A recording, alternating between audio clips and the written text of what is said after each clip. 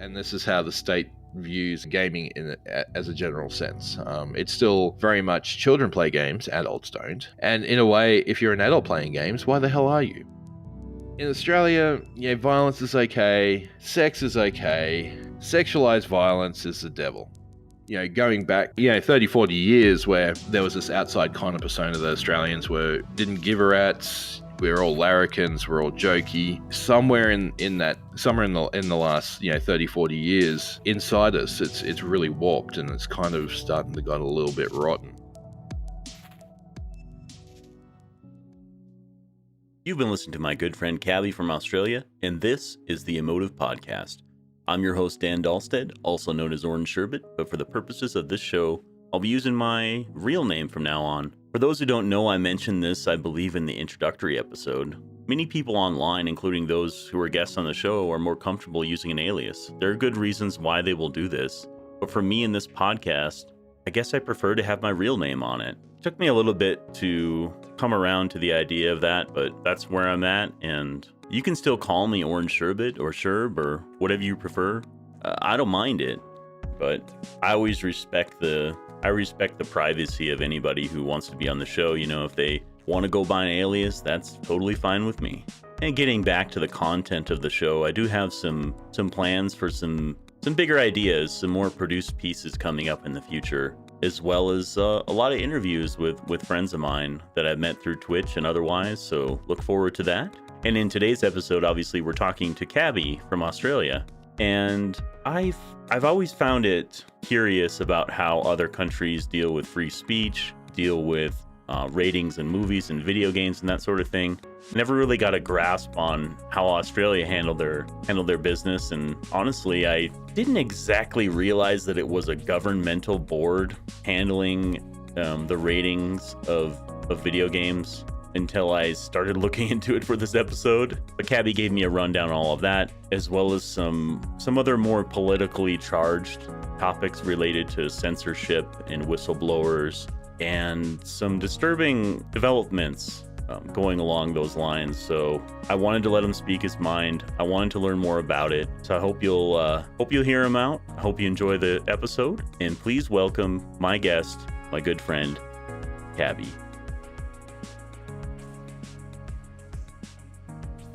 I'm here with my friend Kabbie. How you doing, man? Doing all right, buddy. Doing all right. How about yourselves?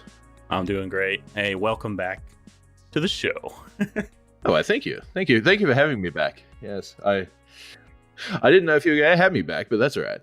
Well, to your credit, you were somebody who kind of encouraged me in the early phases of this podcast, and it wasn't the easiest thing to find people who were willing to just get on with me and help me test my mic and test the system. And I was pretty nervous about it. And you're always someone who was just willing to take the time to help me out. So I do appreciate that. The thing I have to apologize about is during our last episode 2. No, it's actually episode 3. See, I wanted to call the introduction episode 0, but the podcast services don't like that. They're like, zero does not compute. So yep, you're technically in episode 3.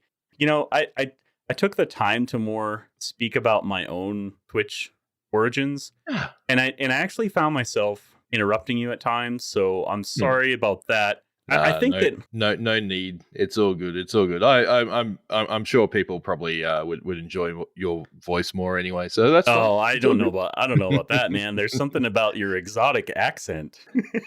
No, I think that in the future we'll have some time to speak about the old days. Speak about the way video games were before the internet.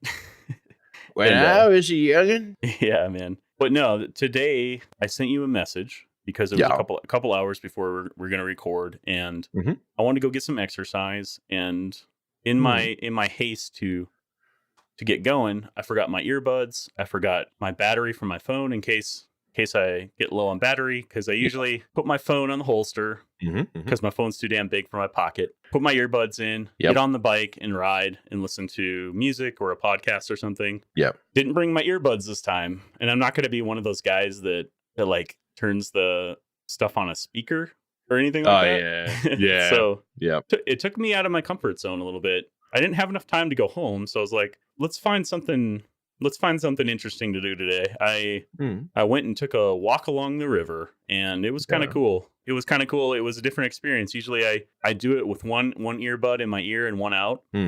And I tend to tune out all the background, even though I can hear a little bit of it.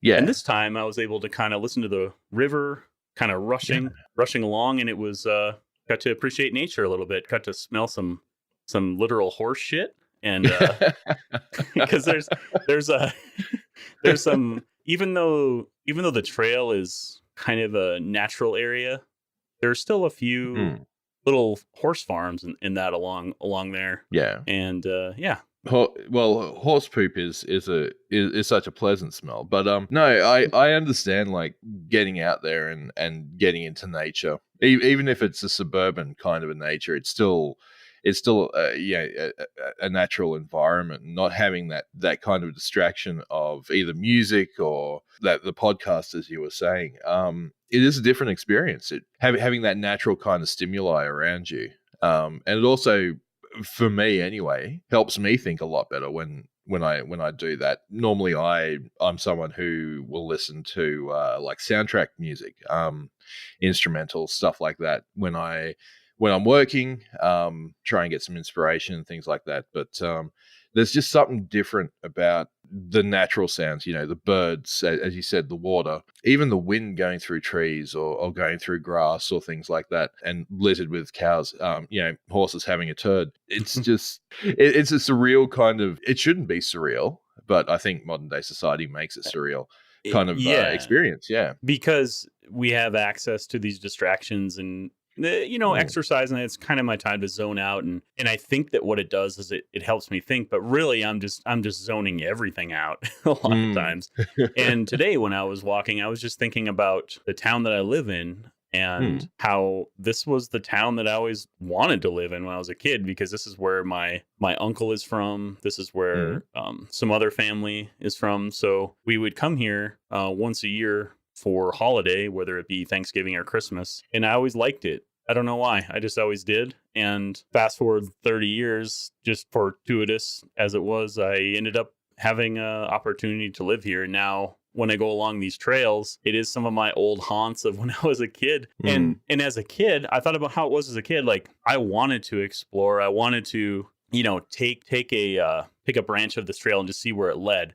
And I wasn't afraid of anything. The only thing I was afraid of was crossing busy streets, because it was pretty sketchy. But other than that, I really just wanted to get out there and see, because where I lived growing up, there weren't rivers or mountains or anything like that. So seeing that was pretty mind blowing. No, I can feel you there. I grew up in a desert, so I know that feeling very well. Oh my God. Yeah, I couldn't imagine. No, it was neat. It was neat to kind of go into that headspace and just think about how I am today, and sort of embracing a routine, But at the same time, I do kind of like to explore a little bit. I do like to take the trails different ways, but you feel like as an adult, like, you can only go so many ways. And then once you've explored all of the ways that you can go, then you're like, oh, well, it does kind of end up being a routine. So I think in order to break that paradigm, I need to expand my reach a little bit. I need to drive out. Like, when my sister was visiting recently, we were going to go hiking in the one spot that I usually go hiking, but it was closed because it's too muddy. So I'm like, okay, well, let's just take a drive. Like, we could have looked on an app and seen where we could go possibly. I said, let's just take this road and see where it leads. I'm sure that we'll find a trailhead somewhere. And sure enough, there we found one, and it was great. We had an even better view from where we hiked to. We got to see things from an even higher elevation. So sometimes it just takes a little bit of effort. And going into that unknown. And not being, as you said, not being afraid of, going into that unknown, turning off your freaking Google app, your Google Maps, and just going, well, we're going to take this road. Though, in saying that, isn't that how most American horror movies start? Sure, man. Yeah. It's like, oh, it's a beautiful day. Oh, I can't believe we found an empty spot to put down our picnic blanket. Yeah. What's this raggedy looking shack doing here? I wonder what's in there. Yeah. Oh, what's that chainsaw sound? Yep. Okay. Well, the real life horror around here is mountain lions. I live in the area where a guy, he fought off I guess it was a juvenile mountain lion and ended up killing it Hmm. with his hands.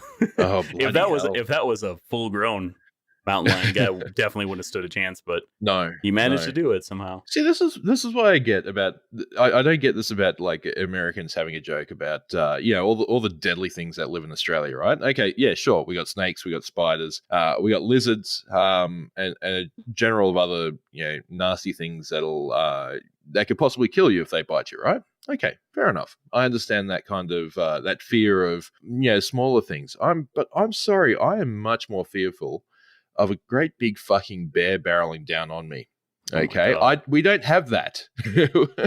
We don't have bears. We don't have mountain lions. We don't have cougars. The only cat attack that you're going to get is some feral cat that's probably going to scratch you and infect you. That's probably about the worst that you're going to get. But no, you guys, we got all the snakes and spiders too. No, and that's just it. Like I just don't understand. That kind of fear. Everything in Australia kills you, kind of thing. Yeah, that's it. I think it just goes back to the fear of the unknown, because it's an unfamiliar environment for anyone that lives here, and it kind of gets overblown a little bit. Hell, I would still buy into that, because I'm afraid of a lot of that stuff. Now, tell me about these deadly lizards. I don't understand where you said lizards. Is that a real thing? No, they're not overly deadly, but like you get a bite from a blue tongue. Firstly, that thing's going to sting like a mofo, and secondly, it's like really like a deadly infective kind of a thing. So you want to keep an eye on that bite, otherwise it will kill you. Yeah. Oh man. But it's not guaranteed to kill you. Not like some of our spiders or snakes, but still. Yeah, I think a lot of the snake bites that you get, right? Like snake bites, it's like the bacteria in that'll get you too. So, and those drop bears, man. That's what I was gonna say. What about the drop bears? Yeah, the drop bears. You gotta be very, very wary of the drop bears, man. Yeah, they're nasty little fuckers. Yeah. I went to Montana. Well, I've been wanting to go for a long time. My uncle lives up there in the mountains. We went huckleberry picking. Huckleberries are like a big Montana thing. Yep. Just wild berries, and we were talking about bears, and obviously the bears like the huckleberry patches because it's free food. But bears can run pretty fast, and they can climb, and they can even though they look like they're fat and out of shape, it turns out that like you're pretty much screwed no matter what. And something about how the sound travels in the woods. Like you're not necessarily gonna hear a bear unless it's being really clumsy. Not necessarily gonna hear it too far away. There's something about that. I'm not exactly sure, but I remember him saying that. And then we're picking huckleberries for about maybe an hour or so. And we're looking around like, oh, look, there's some fresh bear scat, as they call it. Yeah. Some bear droppings. And he was like, we should probably go. A lot of those guys carry, like a hand cannon on them just for protection. But there's no guarantee that thing is gonna work necessarily. But it is there. Yep. It's more of a kind of distract the bear while you're running away kind of thing, I imagine. Yeah, and I think that a lot of them, unless you come up on a mama bear, you're probably good to just kind of say, hey, I'm here. Probably just go away. It's easier for you just to run away. Yep. See, no, screw that. I'll take my blue ring octopus. I'll take my snakes. I'll take my my white-tailed spiders with necrosis bites any day of the week over a friggin' bear barreling down on me. Now, let's keep talking about Australia, because it is sort of this, I don't know, I think it's a place that people, especially in the US, they kind of see what's portrayed through nature shows and whatever other stereotypical like Outback Steakhouse memes and stuff like that, like there isn't really it's just like probably how people think of the US is like all the pop culture and that. There's actually a lot of amazing things here in the US. Like, what is it? Imagine. Okay, just the geography of Australia. What part? Because I think you explained this to me before. There's a good portion of it that's kind of like it is called the Outback, like the sort of uninhabited parts. Yeah. So, we call it the bush. So Right. you think it's uninhabited, but like we still have a lot of the indigenous population Okay. that inhabits quite a lot of the bush areas. Plus, with mining and things like that. For example, like I grew up in a town called Karratha, which is about 2,000 kilometers north of Perth. It's if you take the coastline between Perth and Darwin, it's pretty much about smack bang in the middle. And that was a mining town. I think there was about three mining areas, three mining companies in the area. Looking at iron ore, salt, and natural gas. You could go, and that kind of area is very hot. It's very dry, unless you get near the coast, in which case it's hot and humid.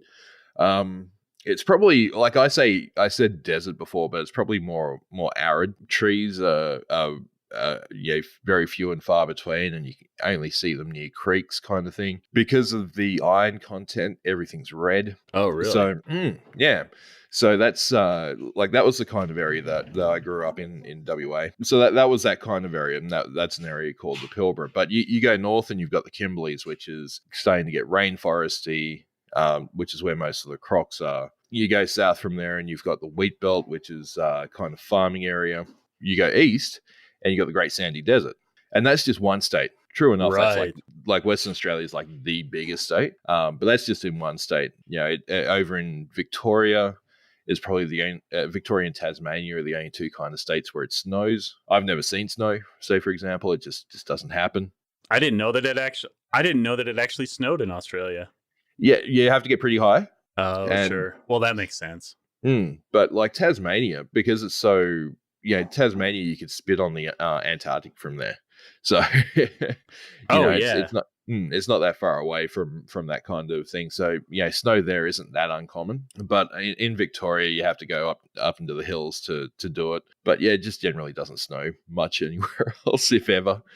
I where I am now, I live on the Great Dividing Range, which is like this huge mountain range that goes from central Queensland all the way down through New South Wales into Victoria. But yeah, no, live on the Great Dividing Range. Goes from central Queensland all the way down New South Wales and Victoria. So it's a huge kind of mountain range. I don't know how high I am up. I actually have to look that up. So even though I live in Queensland, which is kind of seen as sunny one day, perfect the next. I think that's actually like a tourism tagline.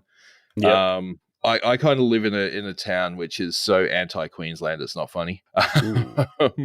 Because it's just so high.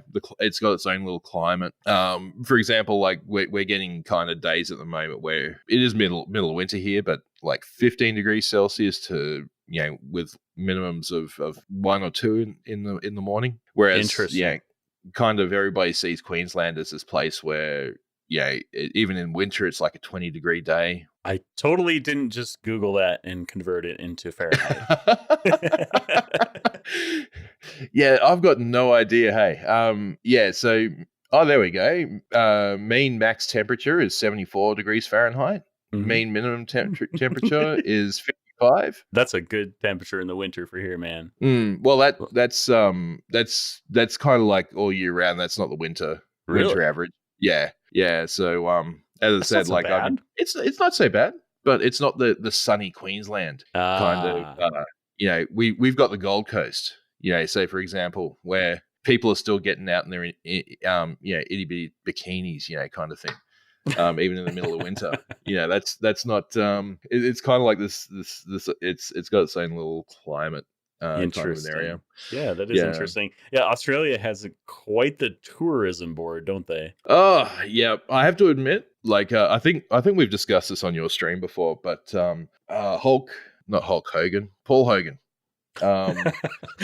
Jesus Christ. Hulk Hogan and Paul Hogan, two very different, somewhat different people, right? But the whole Paul Hogan, shrimp on the Barbie thing, that always irritated me as a kid because we don't call them shrimp. They're prawns, for crying out. Well, they're prawns. Yeah. So shrimp to us, little cocktail prawns. The little things that you have in, the really little like miniature kind of things. That's shrimp to us. Like an actual big bastard, that's a prawn. Yeah. So yeah, and nobody down here drinks Fosters either. That's it just doesn't happen. Yeah, I don't think it's necessarily caught on around here either, but I mean There's that's a like, reason for oh, that. that's like saying that everybody in the US drinks Budweiser. It's just really not true. No. Haven't tried Bud at all, so I can't Yeah. really explain to that. But Foster's taste like ass, so I can understand why nobody drinks it. We have I don't know. We're not so picky when it comes to our beer a lot of times, although around here there's a big push for like micro brews and IPAs and that sort of thing. Mm, I'm just not really an alcohol guy, but I can no. tolerate whatever you put in front of me. I can tolerate if it's not awful. I very rarely drink anymore, if ever. But I can appreciate a good beer. To me, a good beer is a Corona with a lime in it. Yeah, or like a really extra dry, like a really really dry beer. I don't know what But, that means because liquid. So what does that mean? It just means that it's dry filtered, so Oh. it has less of it's more crisper kind of a taste, less aftertaste, things like that. Yeah. So whereas I think a lot of the Australian beers, a lot of the popular Australian beers anyway, are probably brewed from pig swill. So How dare you? they're Oh, I know. But they're very good at getting you drunk. When you're drinking it as cold as Australians do, it doesn't really matter how it friggin' tastes anyway, because you can't taste it. This kind of slushy kind of beer. But speaking about the tourism board, one thing that I was going to say is the latest thing that the Aussie Tourism Board did, I think, was absolutely brilliant, which was the Son of Dundee. I don't know if you ever saw that. Yeah, But I don't remember. What was it? So it was basically Crocodile Dundee's son, the Son of Dundee. So it's got like, it was Danny McBride. Oh yeah. Playing the Son of Dundee. Yep. Yeah. Yes. Had Hugh Jackman, had a friggin' This really was fantastic. I remember watching this. Brian Dundee tries to locate his father, Crocodile Dundee, in the Australian outback. Yeah. Luke Bracey. Yeah. There we go. Russell Crowe. Oh, it's got both the Hemsworths. Oh, the Hemsworth. It's got Chris and Liam. It doesn't have the lesser known Hemsworth from Westworld. There we go. Hugh Jackman's the Prime Minister. Margot Robbie, Ruby Rose. Nice. Jessica Mauboy, which I don't think a lot of you the Americans might not know her, but she's one of our Eurovision starlets. Oh, cool. Yeah. I don't watch Dancing with the Stars, which is apparently one of her things, but if I did, maybe I'd know her then. Dancing with the Stars. Mauboy was Australia's Got Talent. No, Australian Idol. She was. I think Bindi was Dancing with the Stars. Bindi Irwin. Oh, okay. Well, she's listed. Yeah. She's listed on Dancing with the Stars on her IMDb page. Yeah. There you go. She was on one episode. Yeah. Lincoln, you missed it there. Okay. But no, she's definitely more of a she was one of those Idol people, and one of the very few Idol people that actually got work afterwards. Yeah. Well, I think that since we're talking about Australia, we should get into one of our points. Yes. Get into one of our main topics for today, which was just a passing curiosity of mine. So I've always heard about the rating systems in Australia and how they work. And I was looking into it yesterday, and I was reminiscing about the ESRB in the US and how all that came about, and then watched a few videos on how the rating system between rated G through rated R and how it's different between the US and Australia. And it's kind of surprising because it seems pretty arbitrary, especially if you look at how it progressed from, let's say, the 90s until today. What is the deal with the rating system? And we're talking about like the rating system between movies and games in Australia. Yes. Yeah, it's only very recently that those two have semi-lined up. You see, rating system, I think the ESRB is a voluntary kind of a board, so it's run by the industry. If I'm not that's mistaken. right. Yeah, I believe so. Yep. Yeah, whereas in Australia, because apparently we can't do anything with the government say so, the OFLC, which is the Office of Film and Literature Classification, which just says so much in its name alone, is a government department that runs the censorship and classification kind of system here. Obviously, just by its name, it was very heavily into film. So it goes from kind of like an everyone system, which it isn't really seen too often, but that's more for children's shows that don't depict anything at all apart from cutesy shit. Then it goes to G, which is a general audience rating. PG, parental guidance, recommended for viewers over 13, under 13. Then it goes to an M, which is mature audience recommended. MA 15, which is restricted to 15 plus, and then R, which is restricted to 18 plus, and then basically anything with an X rating is refused classification.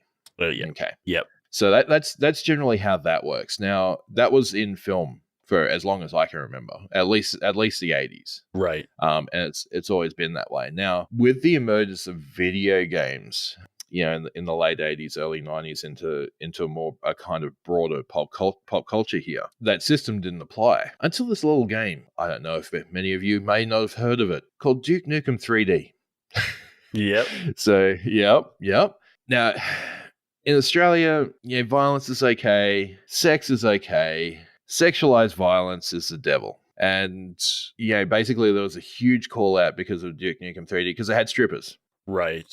And you could shoot the strippers. Or, I don't know, actually, I can't remember if you could. But it was basically there was strippers and there was violence. So, 1 + 1 equals sexualized violence. And that is when the OFLC got on board with video games.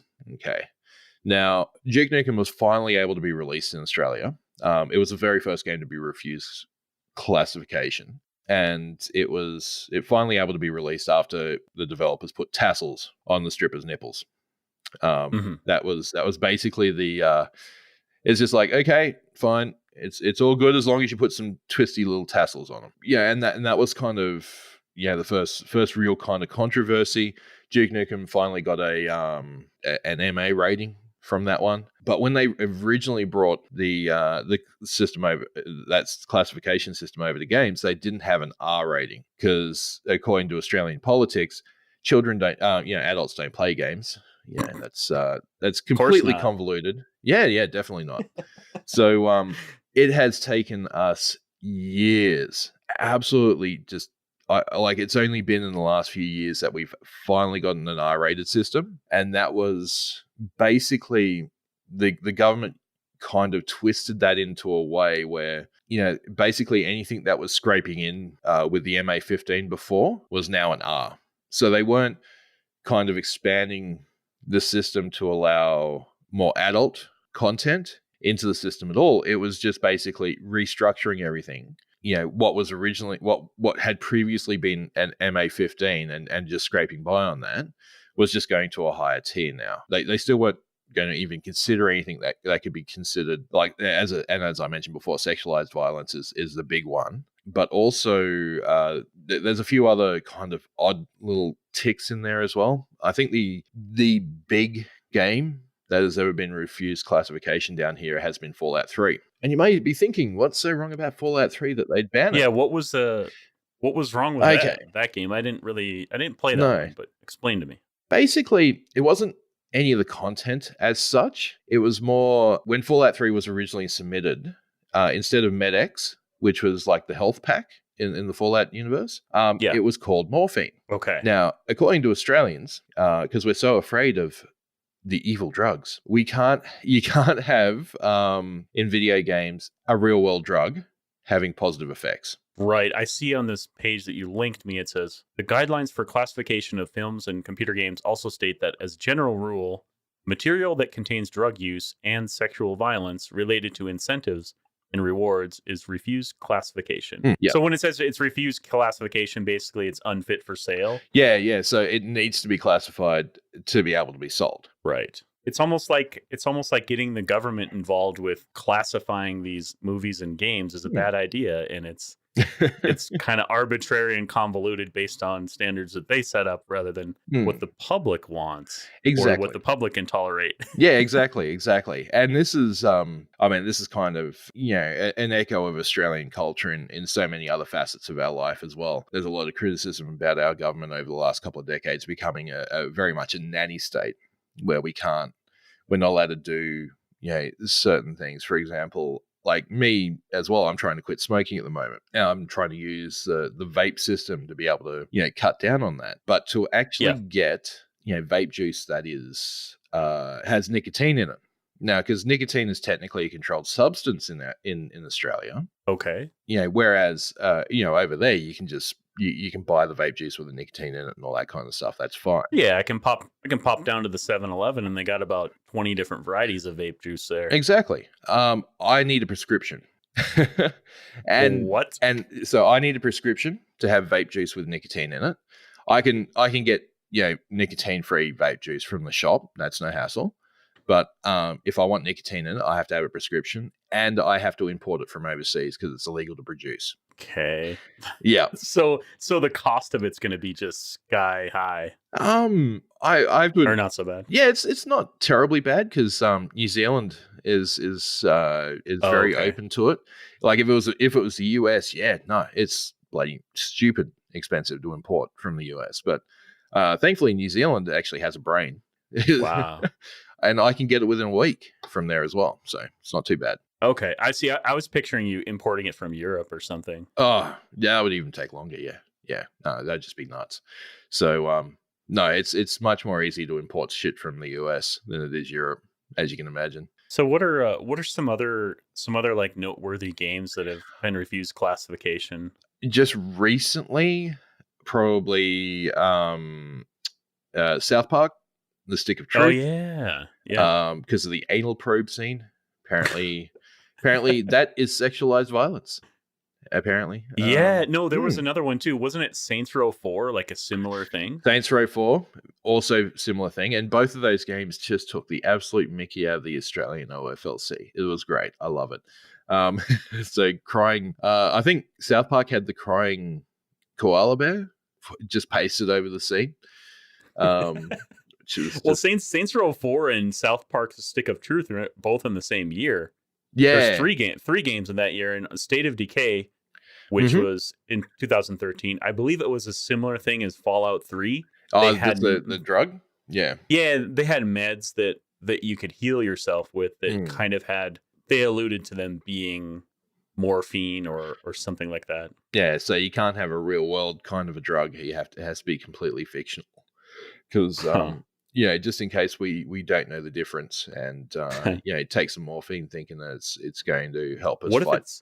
What if it's a mod versus a game? Because I remember I just thinking like morphine. Well, DayZ mod used morphine to like heal your broken leg, because that makes sense. Well, the Australian government is still living in the 80s, so we've got a while yet until they discover the existence of mods. Right.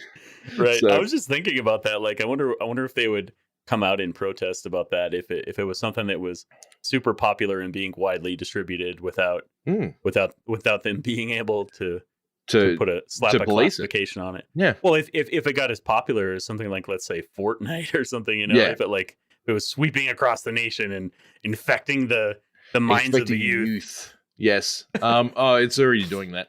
Oh God.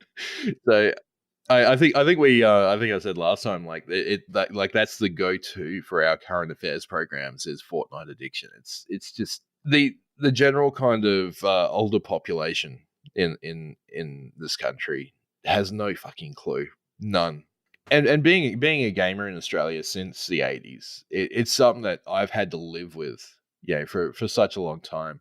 I think one of the other games that should also be mentioned as well, which was very recent, was Hotline Miami 2, where the was refused classification for the opening scene, where they basically filming it's not a snuff movie, but it's like a fake snuff movie that they're filming at the start. That was kind of because you go in and it gets bloody and all this kind of stuff. Once again, that sexualized violence kind of thing. Despite the fact that it was all shown to be fake within a couple of minutes, like it was all the filming of a movie.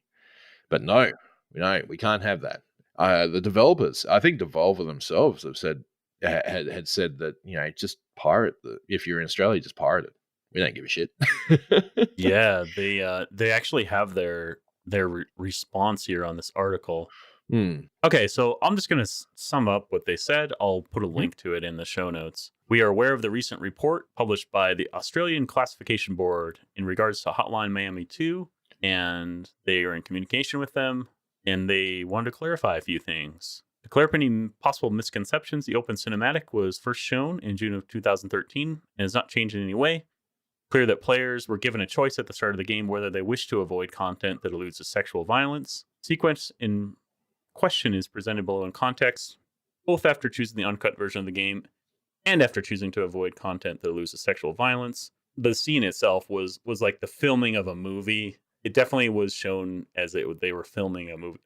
I'm sure I didn't actually play it. I'm sure it was pretty brutal looking, but Hmm. still, in a game like Hotline Miami, it's not It's the not. the Yeah. yeah. I mean, it's highly stylized violence, but it's not. Hmm. Certainly is nothing that's like super realistic. Hmm. It's all kind of like a bloody action movie. Yeah. Yeah. From a top down perspective. Exactly. I think the kind of hypocrisy that games in general have in this system is when you do compare it to how it works in movies. It seems like the board itself will go, well, yeah, for example, that scene in a movie that would have easily made R. I wouldn't be surprised if that scene would have easily made an M15 plus, MA15 plus, But because it's a video game, and there is this perception that video games, will drive you to commit these acts in a way. They shut it down really quick. It's Hmm. I really don't agree with that kind of stance. It's very hypocritical to me that, and especially a lot of what America's cinema has produced can get through. There's just like these little arbitrary hot button issues where if you trigger that, all of a sudden it just throws up this alarm, and Hmm. and you just can't get past it. Because I saw there's like this checklist of things Hmm. that like if it checks certain boxes, it's like, oh, check that box, oh, boom, Yeah, already MA. yeah, check exactly. check another box to the right of that, oh, we can't release your game. Yep. You're gonna have to either censor it or it's just not coming out. Yeah, exactly. And I can see here that there was some controversy over freaking Fable, for crying out loud, against violence Oh my against women. god. Fable is Oh. I don't remember that much. I don't remember that much violence. That much violence against women in Fable, but this is the kind of state that, and this is how the state views our gaming as a general sense. It's still very much children play games, adults don't. Right. And in a way, if you're an adult playing games, why the hell are you? I think it's that type of archaic mindset that's gonna really just keep Australia in the dark ages for a long time, because there's Yeah. so many other things in politics, I'm sure, that are deemed as more important. Although I didn't watch a lot of little clips of like Australian government members. I don't know who it was, but them kind of talking about how ridiculous some of the censorship was. Mm, But it mm. doesn't seem to get a lot of support behind it. No, no. And once again, it comes down to the mentality that there are more important things to worry about, like unloading this absolute bullshit, example of a national broadband network. Having the complete notion of building a fiber to everyone network across Australia. That's how it started off as. And due to political fuck ups and currently having a party in power who still doesn't believe technology is completely the way of the future. And we now, for example, I run on a mixed technology, kind of a mix where I've got fiber to the node and then it's copper from the node to the home.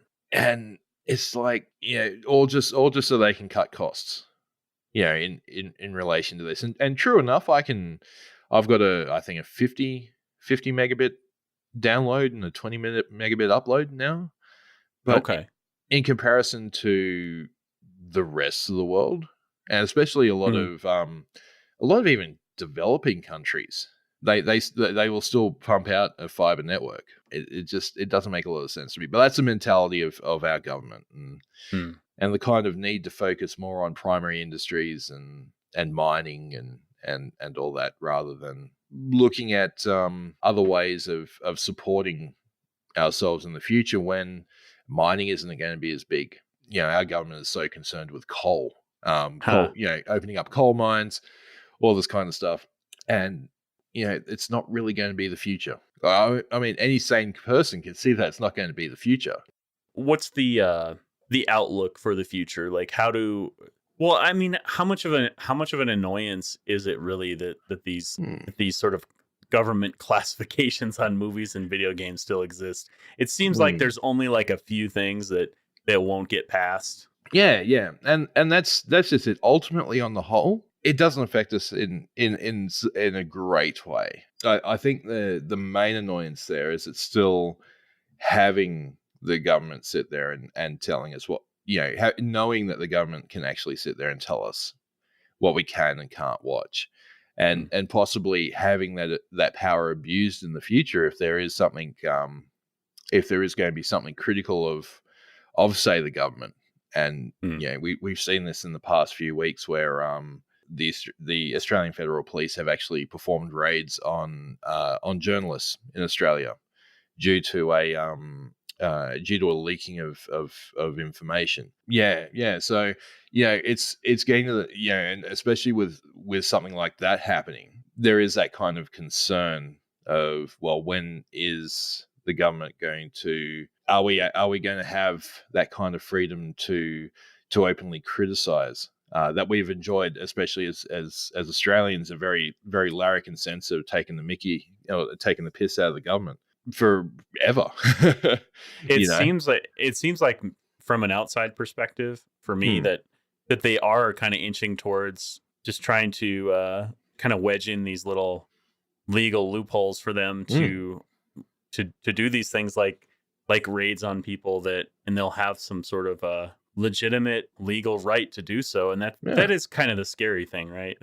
It is. So, like with those raids on journalists recently, and there's also a whistleblower with it from our tax department who's currently I'm just trying to remember his name, but he's currently facing the same jail sentence that Ivan Milat, who is our most notorious serial killer. If you've ever watched Wolf Creek, no, I haven't seen that. That movie is loosely based on Ivan Milat. He was a completely vicious arsehole. And this leaker, this whistleblower, is facing the same kind of jail time that this mass murderer is. What? Yeah. Briefly explain who Ryan Mollett. Yeah. Like what did he do? Just in a nutshell. So Richard Boyd is his name. Oh, is the whistleblower? Is a whistleblower. Yeah. So now he faces the possibility of 161 years in prison. Whoa. Worked at the ATA for years as a debt collector, but turned whistleblower last year to revealing disturbing practices at the agency to a recent joint Fairfax ABC Four Corners investigation. To give you an idea, Fairfax is a commercial publication company in Australia. ABC is the national broadcaster. The ABC is owned by the Australian people. So it's charged with Mr. Boyle, 43, is charged with 66 offences, including using a listening device to monitor a private conversation, recording another person's tax file number, and disclosing protected information. The information and summons sheet list tax Commissioner Chris Jordan as the informant with his signature on it. Initially, sounding pretty dubious. I mean, this guy has breached several privacy acts along the way. All right, so he's been offered, by the looks of it, they tried to settle with him over alleged breach of the Public Service Code of Conduct, offering him a payout and a statement of service with no omission of liability. So even though he's done all this privacy breach, they were still willing to settle. Interesting. So they wanted to do something kind of like what they refer to here in the U.S. as an Alford plea. So here's Wikipedia: an Alford plea, also called a Kennedy plea in West Virginia. What? I hope that's right. In U.S. law, is a guilty plea in criminal court, whereby a defendant in a criminal case does not admit to the criminal act and asserts innocence. In entering an Alford plea, the defendant admits that the evidence presented by the prosecution would be likely to persuade a judge or jury to find the defendant guilty beyond a reasonable doubt. Sounds, I think more in this situation from what I was reading there, it sounds very much more like they were going, well, let's give you a whole bunch of money. Like, you can't work here anymore, but let's give you a whole bunch of money. They were going to drop the criminal charges at that point? Yeah. Okay. Yeah. So, offering a payout in the statement of service with no admission of liability. So he didn't have to admit fault. Okay. And he was going to get some money, which to me screams dubious. Like, if somebody's broken the law, why on earth would you be offering them money?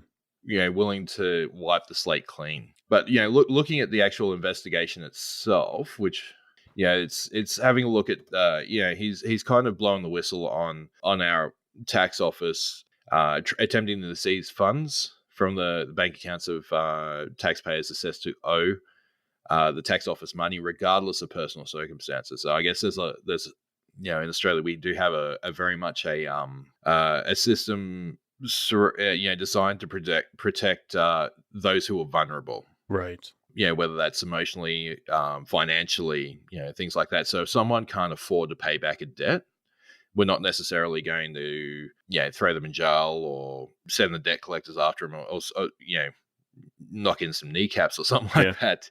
We come to an agreement. We do garnishing and things like that. That's how it's supposed to be done. But from what I'm getting here, it looks like that there was a kind of a culture inside the ATO that was trying to bypass all that so they can get the money in. Basically, aggressive debt collection practice. Yeah, which is very much against our own laws as well. As I said, we've because I work in the financial industry as well, and we've had it hammered into us about that. What I was mentioning before about the vulnerability.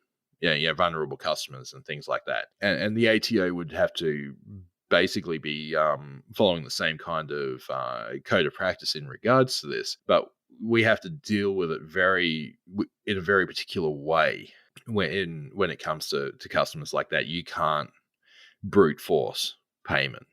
Full stop, end of story. It's not going to happen. It has, you have to deal with things delicately, and you have to come up with some kind of solution that is that's realistic, so that it doesn't ruin the other person's life, which is fair enough. I reckon it's fair enough as well.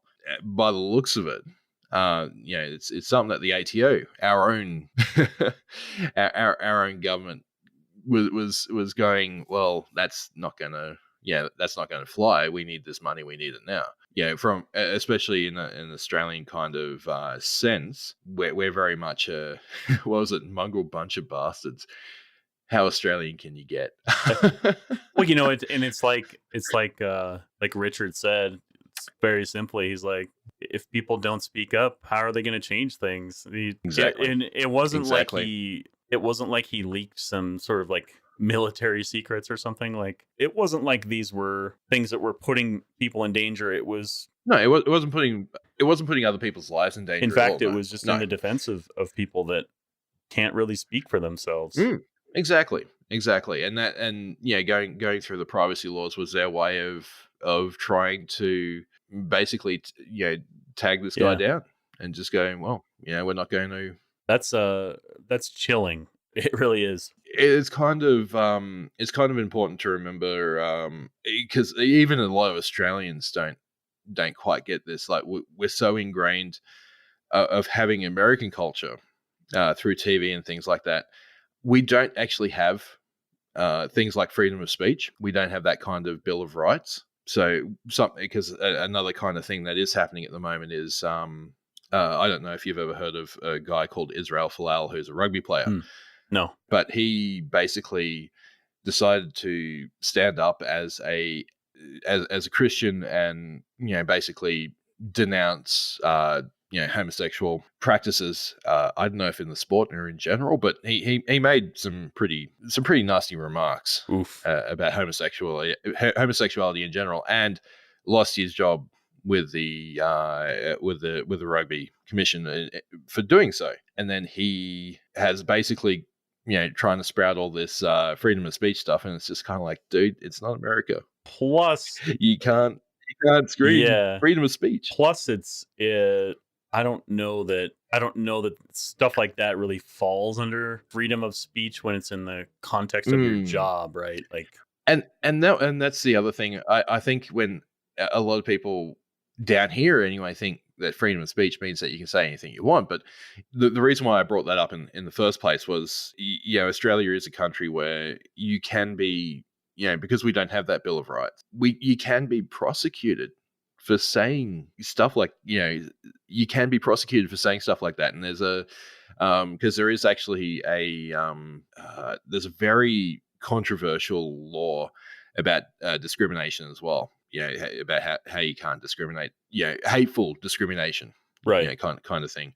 The reason why I brought that up is just to show that is the kind of government that we have today. So, going back 40 years where there was this outside kind of persona that Australians were, didn't give a rat's. We're all larrikins. We're all jokey. Somewhere in that kind of somewhere in the last 30, 40 years, that's kind of we like to still put out that persona, but it has really inside us. It's really warped, and it's kind of starting to get a little bit rotten. Mm, And you know, when it comes to things like censorship, when it comes to things like as I said, like that whistleblower case and stuff like that, that's when it starts to really show just how much our own government has its hands around our own freedom.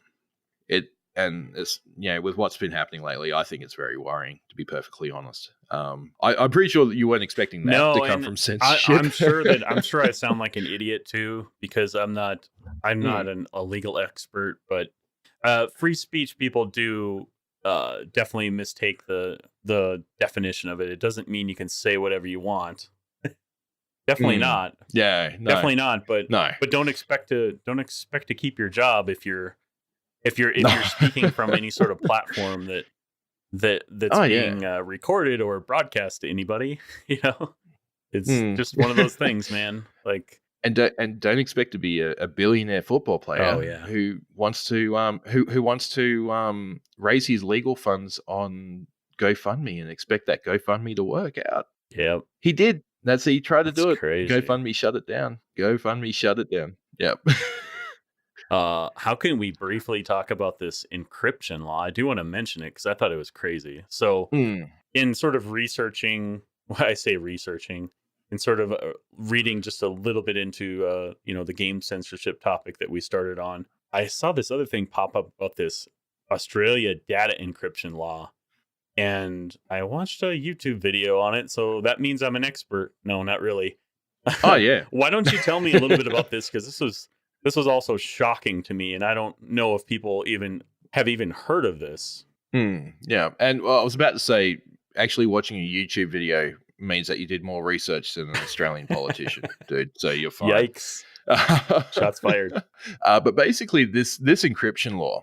This is from, just to let people know, this is from December of 2018, I believe, and it was done sort of Yes. intentionally right before holiday season to kind of try to Yes. pass it under people's noses a little bit. People's Yeah. noses. Yeah, exactly. Exactly. So, Australia has passed controversial laws designed to compel technology companies to grant police and security agencies access to encrypted messages. The government says the laws, a world first, are necessary to help combat terrorism and crime. Bullshit. However, critics have listed wide-ranging concerns, including the laws could undermine the overall security and privacy of users. That was basically the argument for this. And even though it was very much kind of rushed in at the end of last year before the holiday season, so that there wasn't that much media coverage of it, or so they thought. Um, Right. basically, the media picked it up and rolled with it like nothing on earth, and especially considering that we just had an election earlier on this year as well. They wanted to get it out before the holiday season, so that it wasn't fresh in the mind of election election voters as well.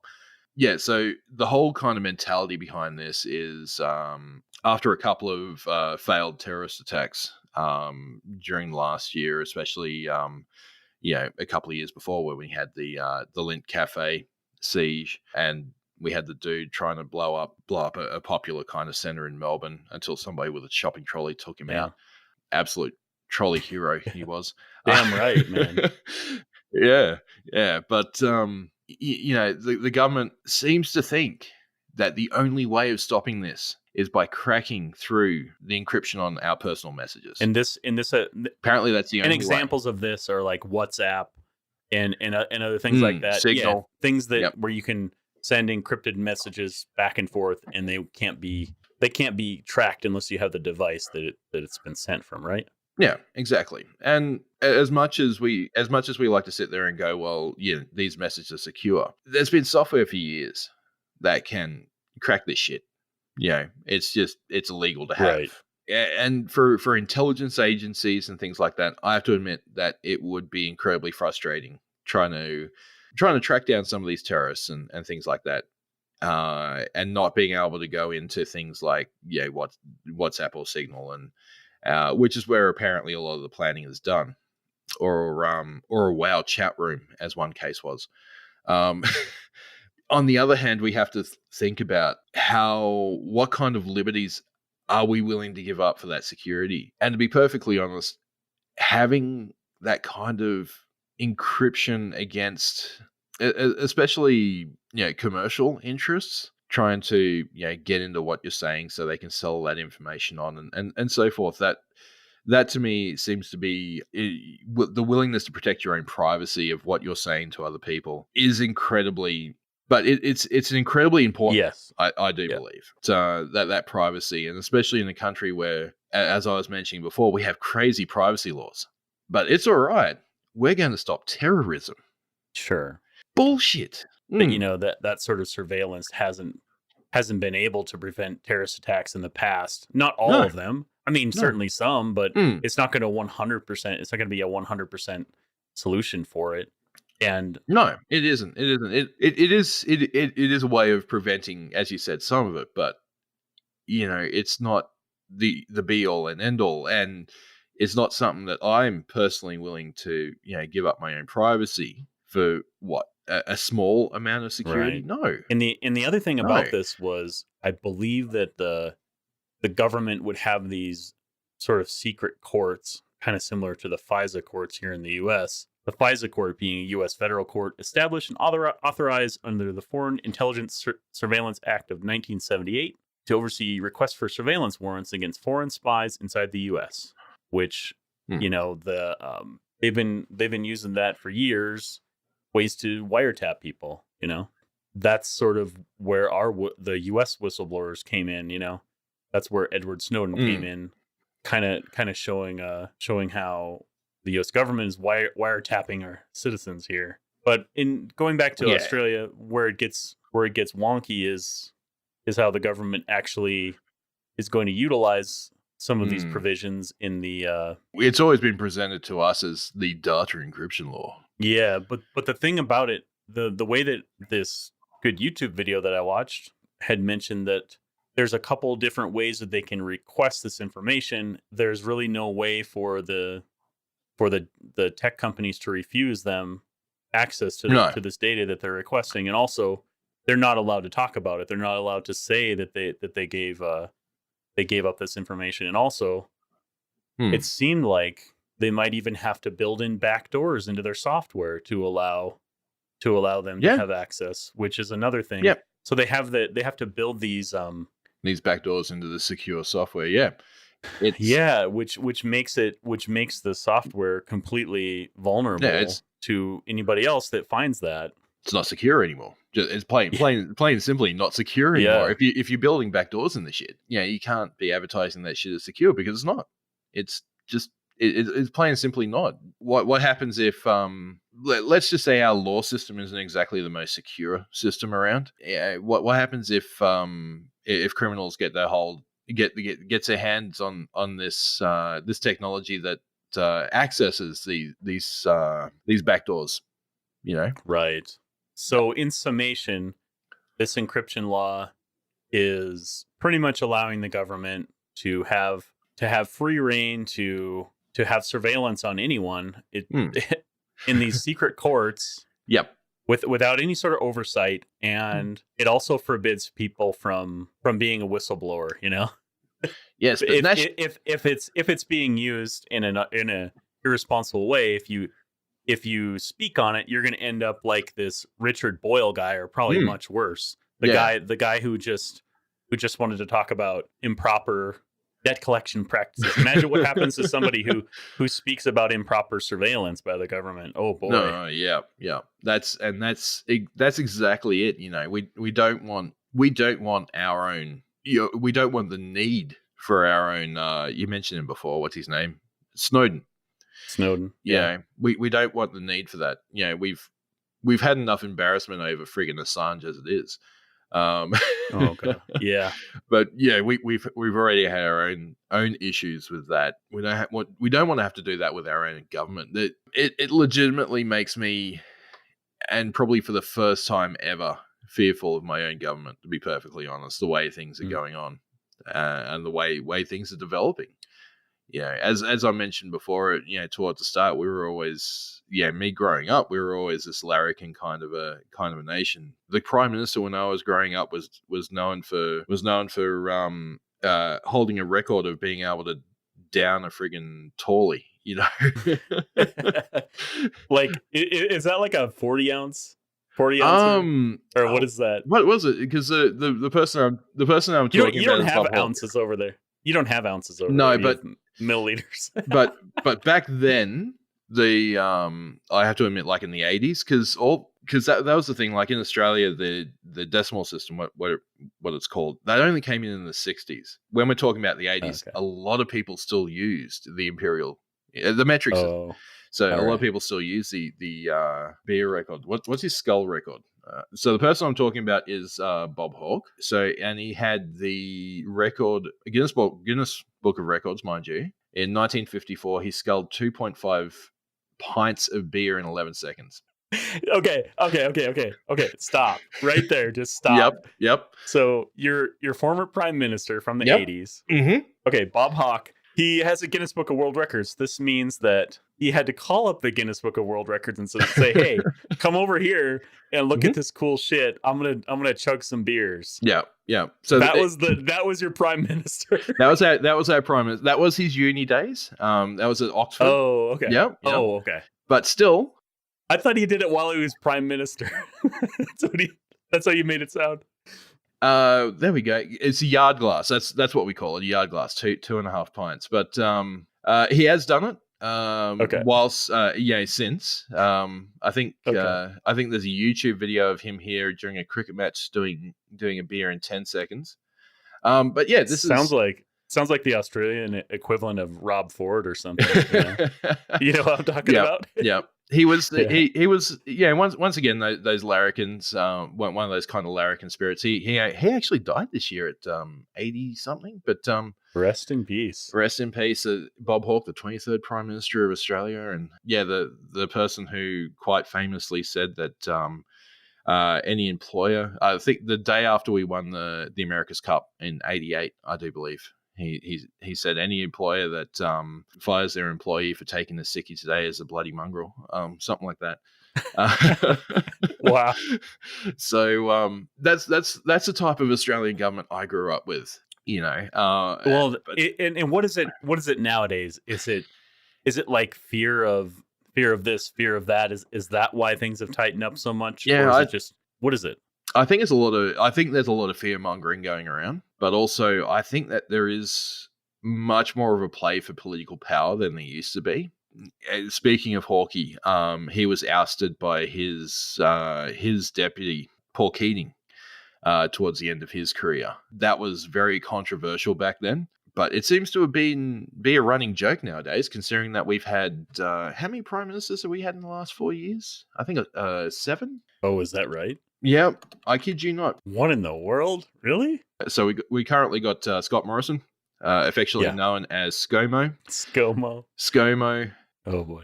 He came in 24th of August 2018. He kicked out his former leader, Malcolm Turnbull. He came in on the 15th of September 2015, who kicked out his former leader, Tony Abbott, otherwise known as Wingnut or Budgie Smugglers. Yep. who came in at 18th of September 2013. He won the election over Kevin Rudd, otherwise known affectionately as Ruddy, who came into power for the second time on the 27th of June 2013, who was kicked out by his second, Julia Gillard, who was our first female prime minister.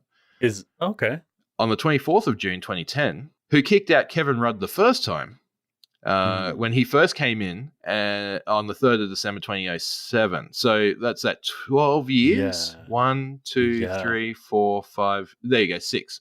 That's pretty crazy. So yeah, you can see people kind of scrambling for power there. Yeah, exactly. And before. I mean, look at the pictures. I'm looking at the Wikipedia pictures of Kevin Rudd.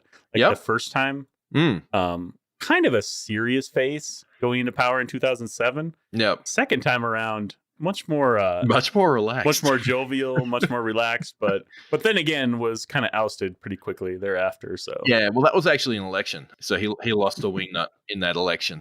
Yeah. So. Don't get me started on wingnut. But yeah, and you look before then, where we had John Howard, who is the prime minister who famously brought in our gun control laws, right after the Port Arthur massacre. He was from 1996 to 2007.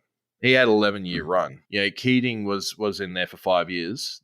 Hawke, who we were just talking about, was in there from 1983 to 1991. So we had this. Before 2007, we had this major kind of stability, or this era of stability. But ever since then, it's been a whole bunch of backstabbing and bitching and whining and a whole bunch of different kind of administrations who don't last long enough to be thinking about tomorrow. That's unfortunate for you guys. Yeah. So, damn. Yeah. Well, I hope that.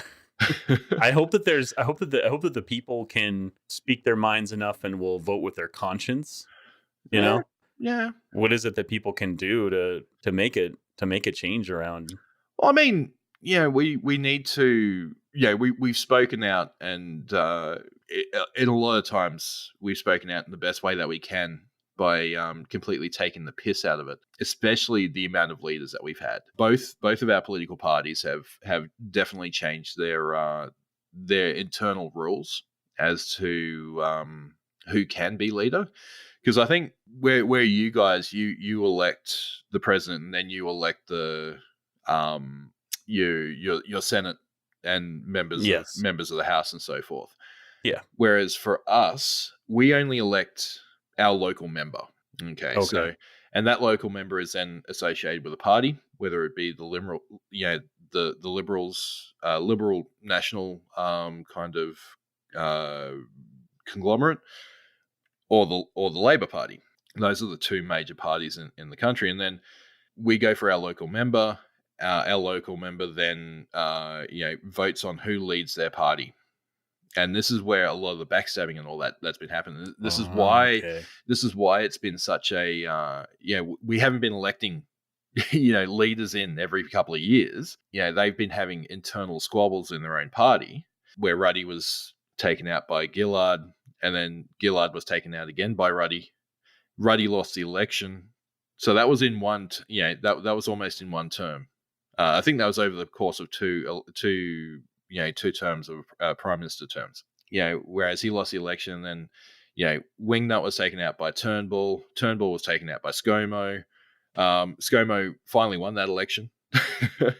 It had nothing to do with us as citizens of the country, and that's what kind of really raised our hackles. And there was a really good Australia Day. Every Australia Day, there is a I think the Lamb Council or something like that. But they put out an ad, promoting lamb on Australia Day, because it's like a kind of like a national kind of a dish. You eat lamb on Australia Day.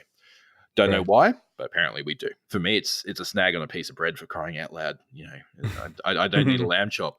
But that ad this year was just so funny, yet so politically charged. It was just amazing. I don't know whether I should I see if I can bring it up, but it's hosted by a name called Sam Kekovich. Basically, the ad this year was they're talking about Australian leaders, and then in the background it's got like a plaque of a painting, and then a plaque of Australian Prime Minister, and they just keep changing it throughout the fucking course of the interview. It just constantly keeps revolving, and it's decided that we're going to join up with New Zealand, because before the election this year, our preferred Prime Minister was New Zealand's Prime Minister. Interesting. Not our own. Nobody from our own stable made it. No, New Zealand's Prime Minister was our preferred Prime Minister. It's just it's our spirit to just take the piss out of things, and try not to. That's how we make our population aware, because you do the serious kind of investigative journalism. Not many Australians watch that shit. I'm going to say it. We're simple people. We'd much rather laugh at something than take notice of some deep, depressing kind of news story. That's just part of your culture there. It's different than it is other places. Yeah. I would say that here in the US we respond more to things that make us scared, or the fear mongering, things that cut right to the core, things that are more relatable on a personal level.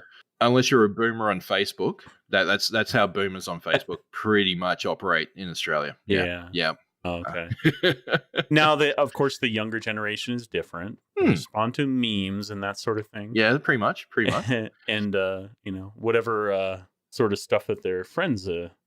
It's just kind of more like a tribalist thing among the younger generation, but that doesn't speak for everybody. That doesn't ever speak for everybody. I will say this before, and I have more of a positive message to end this topic. I will say, for people that knowledge is power, and in any of my unresearched language that I used in this conversation, if anything, it should make you want to go read more yourself and make up your own opinion on things. That's the way that you should be doing things anyway. But definitely, like, if anything, like, these types of conversations make me want to go do more research myself, because I don't really have a fully formed opinion on this. But I will say that hopefully seeing things like this encryption law in Australia and some of the pushes to silence whistleblowers and that sort of thing, hopefully people will see down the line what the possible outcomes of what could happen, and see that as a way to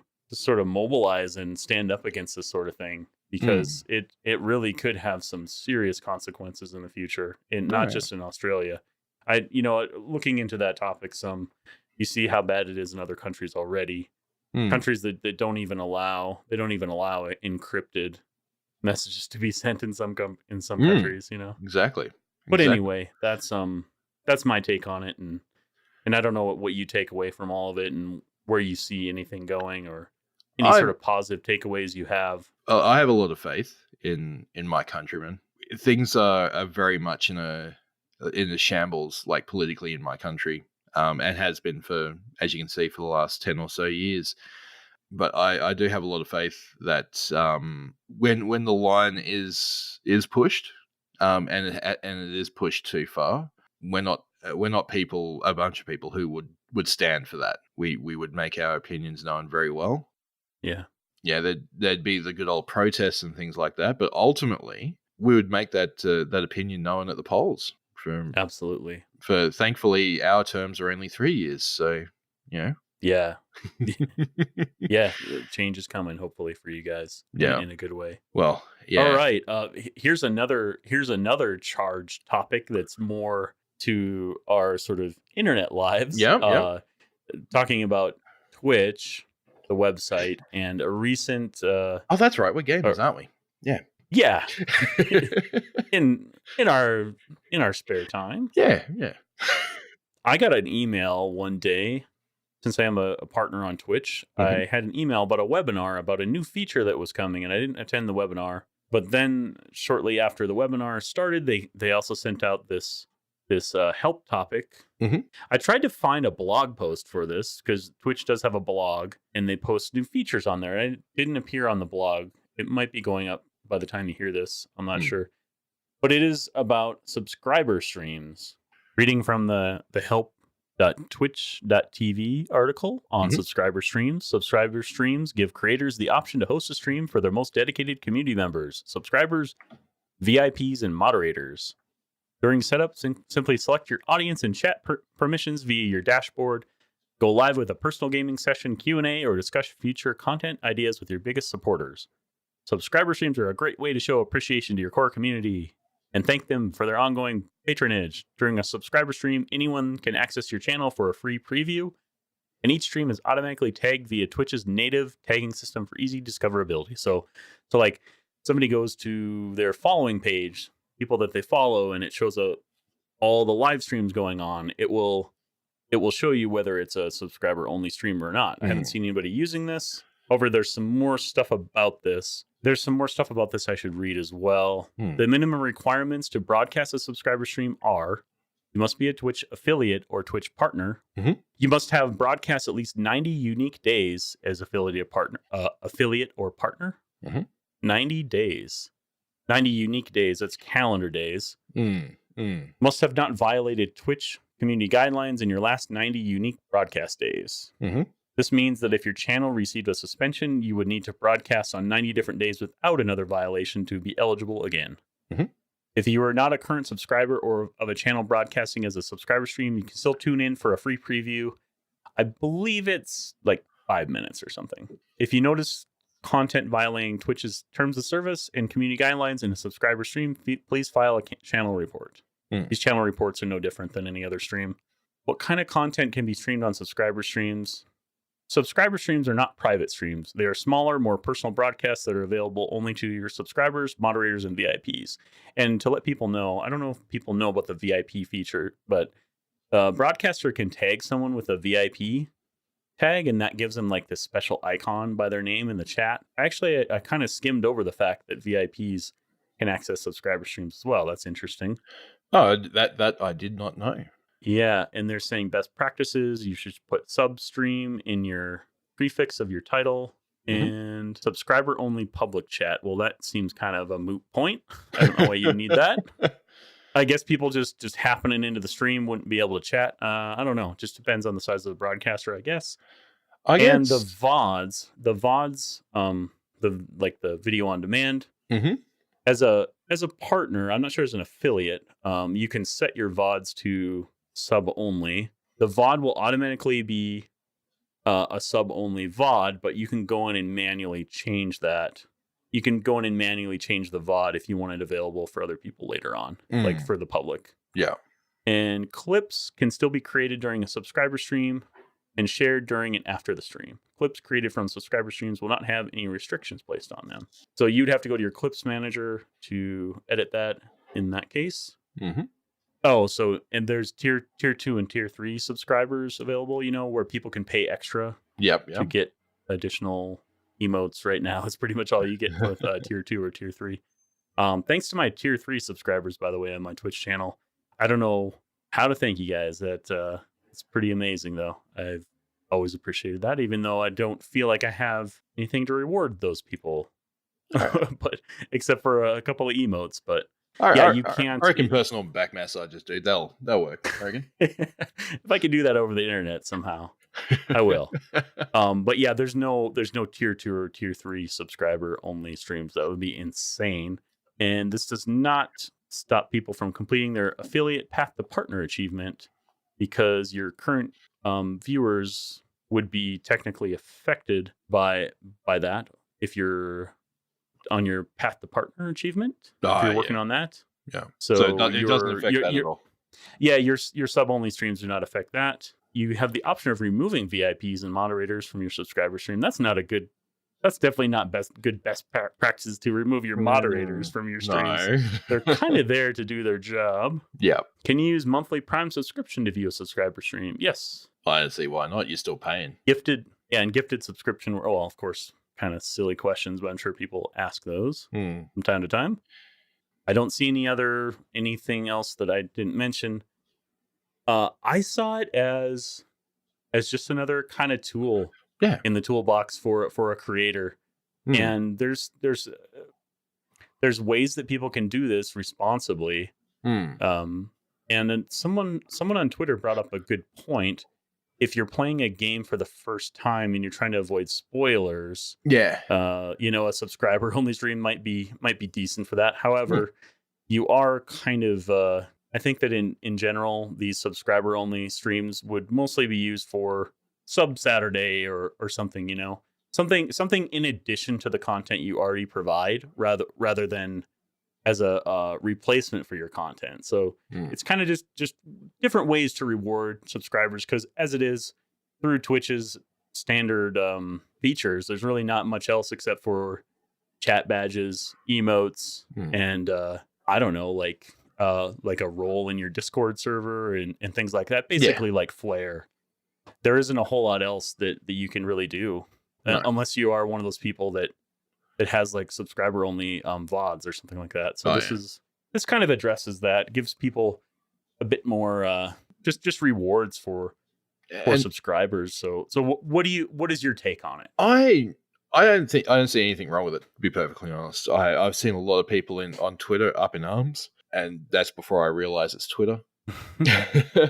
But there's a lot of complaints out there and all that kind of stuff. I think that as Twitch viewers, that we've had things as free for so often. There's that kind of mentality of, well, we can watch it for free and we can support if we want to.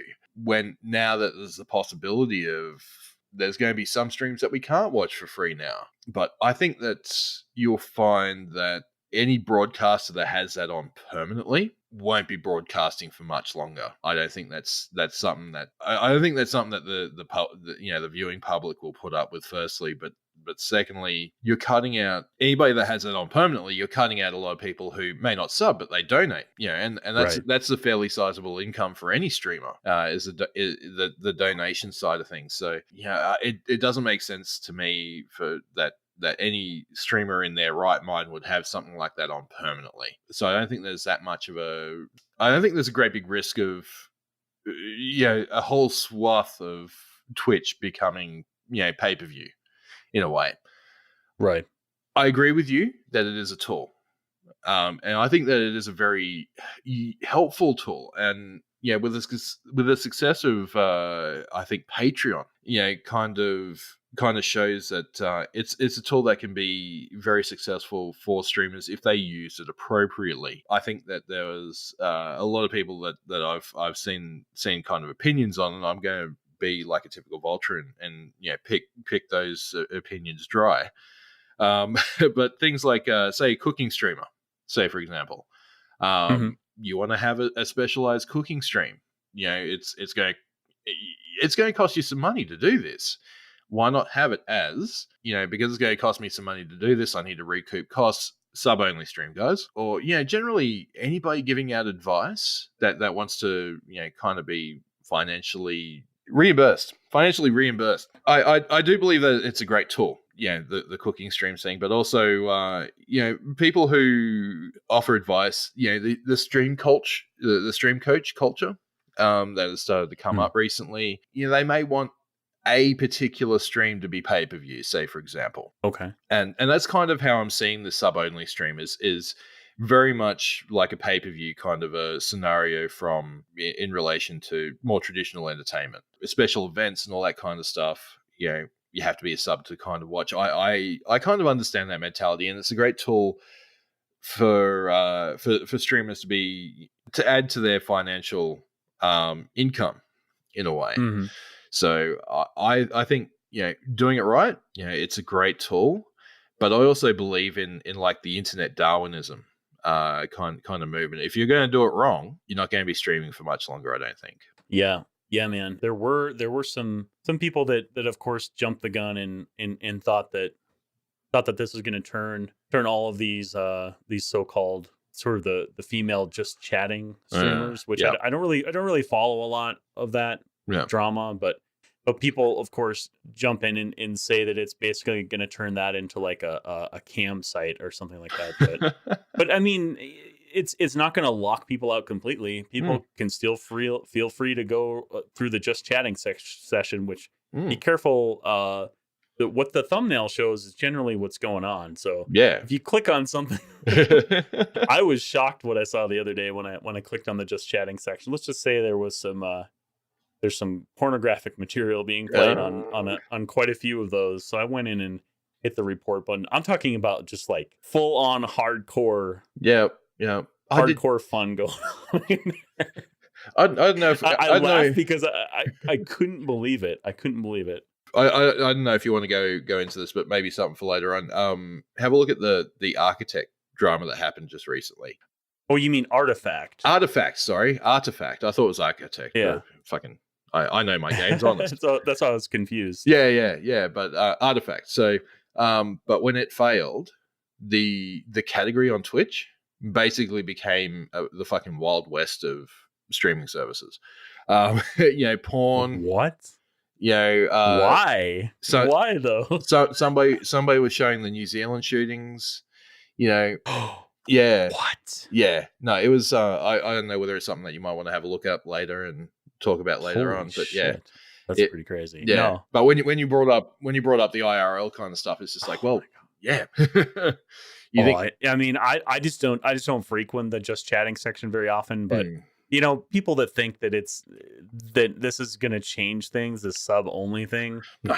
I mean, yeah, there's going to be people that are categorized a certain way as being like exploitive or whatever. That's never really going to go away. But is this feature going to earn them more money?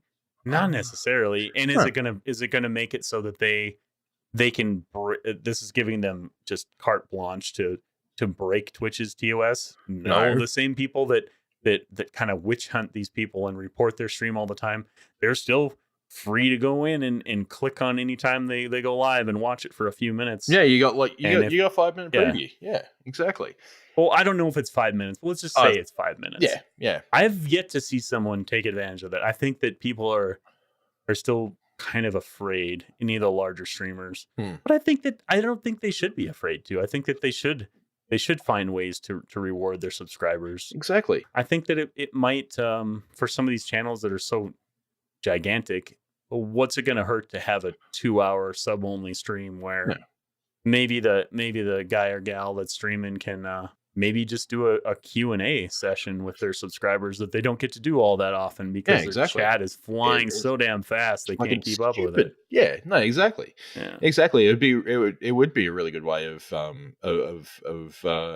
rewarding that loyalty. And I think it's a really good idea, to be perfectly honest. As I mentioned before, people are going to abuse it, but they're not going to hang around for long. It's that short term. It may be a gain, but it's a very short term gain. And they're not going to.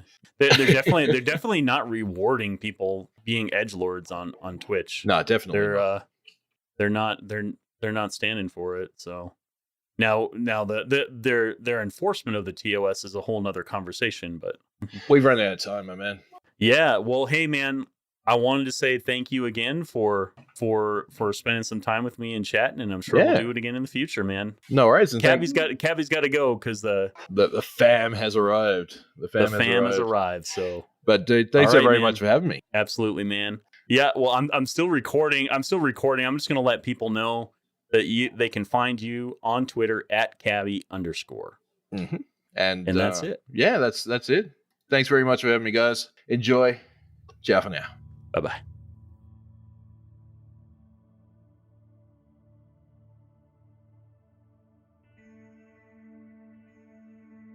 Emotive is edited and produced by me, Dan Dahlstead. Our music is by Data Rebel. You can find the show at Emotive Podcast on Twitter and Instagram. Our website is pod.co/emotive. Links to everything are found in the description of this episode. I hope you'll join me next week when I have my friend Vanguard on, where we talk about his inspired path to start streaming on Twitch, as well as a frank discussion on mental health. I'll see you all next week. Thanks for listening.